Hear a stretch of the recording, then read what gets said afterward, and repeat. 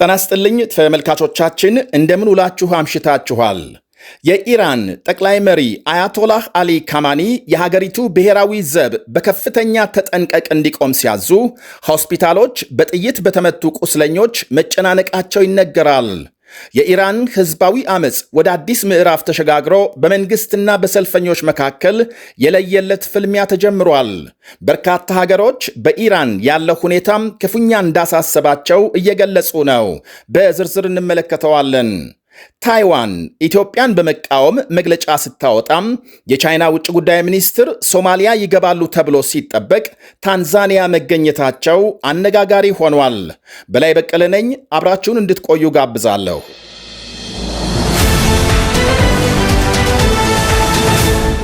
የኢራን ጠቅላይ መሪ አያቶላህ አሊ ካማኒ የሀገሪቱ ብሔራዊ ዘብ በከፍተኛ ተጠንቀቅ እንዲቆም አዘዙ። ሆስፒታሎች በቁስለኞች መጨናነቃቸው ተሰምቷል። አሊ ካማኒ የሀገሪቱ ብሔራዊ ዘብ ባለፈው ሰኔ ከእስራኤልና አሜሪካ ጋር በተካሄደ ጦርነት ጊዜ ከነበረው በተለየም በከፍተኛ ተጠንቀቅ እንዲቆም ማዘዛቸውን አንድ የሀገሪቱ ባለስልጣን ገልጸዋል። ብሔራዊ ዘቡ የሀገሪቱ ጦር ኃይሎች ቅርንጫፍ ሆኖ ተጠሪነቱም ሆነ ታማኝነቱ ለጠቅላይ መሪው ነው። እርሳቸውንና መዋቅራቸውን ብቻ ለመጠበቅ የተዋቀረ የምድርና የባህር ኃይል፣ የመረጃና ሌሎች መዋቅሮችን አቅፎ የያዘ ግዙፍ ኃይል መሆኑ ይነገራል። በኢራቅ፣ ሶሪያም፣ ሊባኖስና የመንን ጨምሮ በቀጠናው በተካሄዱ ግጭቶች ሰፊ ሚና ተጫውቷል።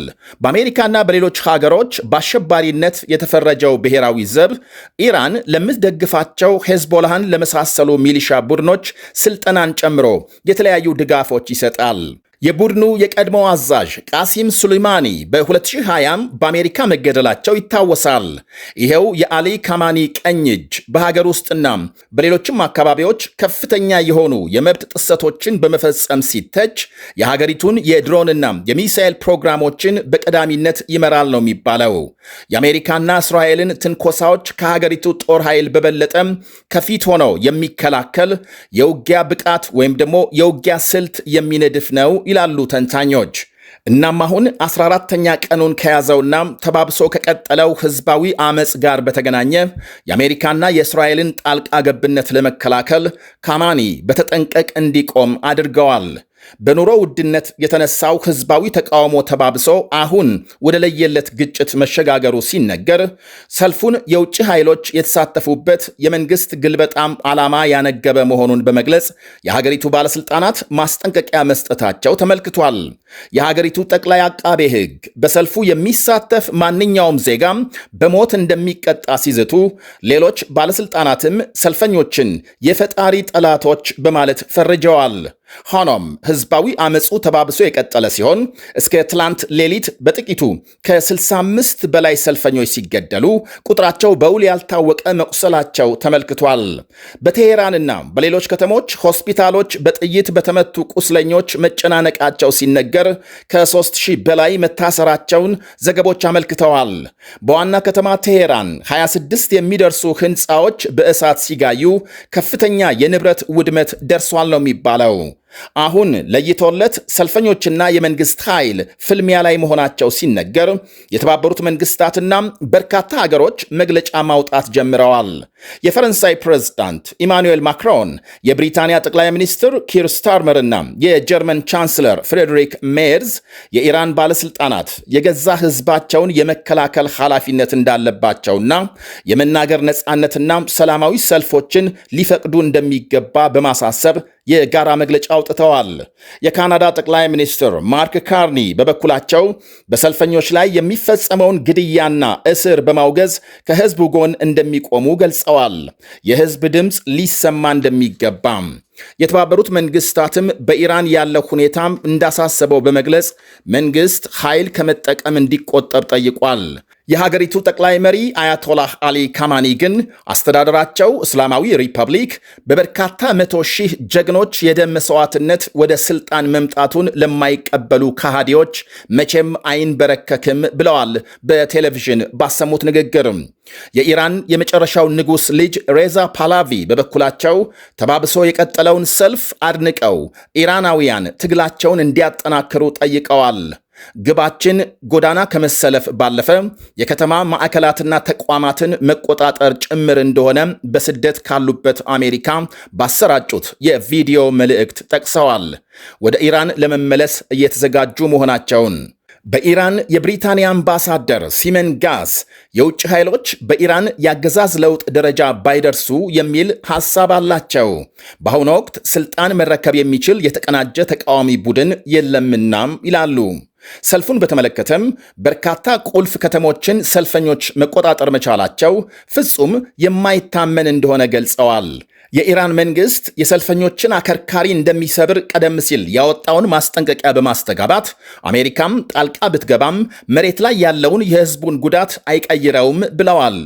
ያም ሆኖ አሜሪካም ግድያው ከቀጠለም ጣልቃ እንደምትገባም ትራምፕ ከአንዴም ሁለቴ ያስጠነቀቁ ሲሆን የኢራን መሪዎች ከሰልፉ ጀርባም እጃቸው አለበት ያሏቸው አሜሪካና እስራኤል ወታደራዊ ጣልቃ ገብነት ከፈጸሙ ከባድ ምላሽ ይጠብቃቸዋል በማለት አስጠንቅቀዋል።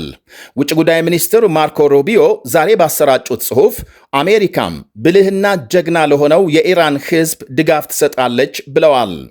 የኢራን ፖሊስ ኃይል በበኩሉ ዛሬ ከሰዓት ባወጣው መግለጫም ወላጆች ልጆቻቸውን እንዲይዙ መክሯል። የፖሊስ መግለጫው የሀገሪቱ ጠቅላይ አቃቤ ሕግ በሰልፍ የሚሳተፍ ማንኛውም ዜጋ በሞት እንደሚቀጣ ማስጠንቀቃቸውን ተከትሎ የተሰማ ነው። ኢንተርኔት በመላው ኢራን አሁንም እንደተቋረጠ ሲሆን የአሁኑ ሰልፍ በ2022 የሴት ሕይወት ነፃነት በሚል ከተካሄደው በእጅጉ የሰፋ እንደሆነ ይነገራል። የያኔው ሰልፍ ከሴቶች አለባበስ ጋር በተገናኘ ማሻ አማኒ የተባለች የ22 ዓመት ወጣት በፖሊስ ከታሰረች በኋላ ሕይወቷ በማለፉ የተነሳ ሲሆን የአሁኑ ደግሞ የሀገሪቱ ገንዘብ ከዶላር አንጻር ክፉኛ መዳከሙን ተከትሎ የዋጋ ግሽበትና የኑሮ ውድነት ጣራ በመንካቱ እንደሆነም ይታወቃል። የአውሮፓ ህብረት አሁን ማምሻውን ባወጣው መግለጫም የኢራን መንግስት ሰልፈኞችን በኃይል ለማንበርከክ እየወሰደ ያለውን እርምጃ በማውገዝ ከኢራን ህዝብ ጎን እንደሚቆም አረጋግጧል። በአጠቃላይ የኢራን ህዝባዊ አመፅ አሁን የከፋ ደረጃ በመድረሱ ለማብረድም ሆነ ወይም ለማስቆም አስቸጋሪ ሊሆን እንደሚችል በርካታ ወገኖች ይገልጻሉ። መግደልና ማሰር በቀጠለ ቁጥር አመፅና ተቃውሞ የመብረድ ዕድላቸው እየጠበበ ይመጣልና። ታይዋን ኢትዮጵያን በመቃወም መግለጫ ማውጣቷ ተነገረ። ታይዋን የማትነጠል የቻይና አካል እንደሆነችና ለአንድ ቻይና መርህ ኢትዮጵያ ድጋፍ መስጠቷም ተገቢ ያልሆነ ድርጊት ነው ሲል በሶማሌላንድ ያለው የታይዋን ወኪል ገልጧል።